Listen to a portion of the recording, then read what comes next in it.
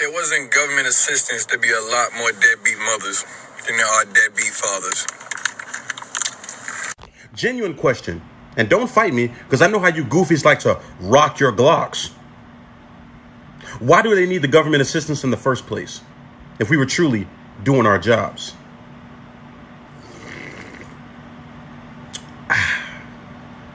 Can somebody tell me that? Sure can. How about we begin with the presupposition of your question that assumes that black men weren't doing their job before government assistance arrived. Did you join a black fraternity? Don't nobody want to talk about that shit. Anyway, the Tulsa Race Massacre took place on May 31st and June 1st, 1921, when mobs of white residents, some of whom had been deputized and given weapons by city officials, attacked black residents and destroyed homes and businesses of the Greenwood District in Tulsa, Oklahoma. Mind you, this is but one of the financial independent strongholds that black people had actually established. I hope you're not under the impression that women were actually holding down most of these businesses. And there's your proof right there. Black women got the opportunity to work in 1920. So it was black men and black men only that were holding down the community financially.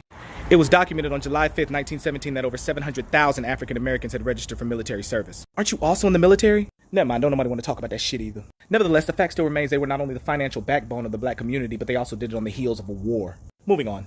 Nevertheless, the black community, by way of their males, demonstrated the ability to generate capital. Oh, but white supremacy didn't like that too much. So just a few years later, in 1935, Franklin D. Roosevelt proposed to Congress economic security legislation embodying the recommendations of a specially created Committee of Economic Security. There followed the passage of the Social Security Act signed into law August 14, 1935. And that, ladies and gentlemen, was the beginning of black male financial disenfranchisement. So in 1964, Lyndon B. Johnson introduced a series of legislation known as the War on Poverty in response to a persistently high poverty rate around 20%. He founded programs such as Social Security and welfare programs, food stamps, Job Corps, and Head Start. But a Head Start for who? As we know, there are more white people on welfare than there are blacks, which was essentially the rich elite's way of giving whites handouts such that they can think that they're on the same side with them as they subjugate the rest of the black community. Then bring in the man in the house rule. Oh yeah, this is actually a thing. Man in the house rules sought to enforce social norms about who was normally deserving of welfare. Specifically, the rules prevented adult males from residing with mothers and children who received assistance. So what did black women do? They crafted ways in order to get their man out of the house. What you thought, black men fighted the good fight to be financially solvent just so they could drop all that shit and leave? Mind you, before you answer that, you are a black man yourself. But wait, it gets better. They also created a campaign through their own media in order to slaughter the black man's image so as to look undesirable to black women.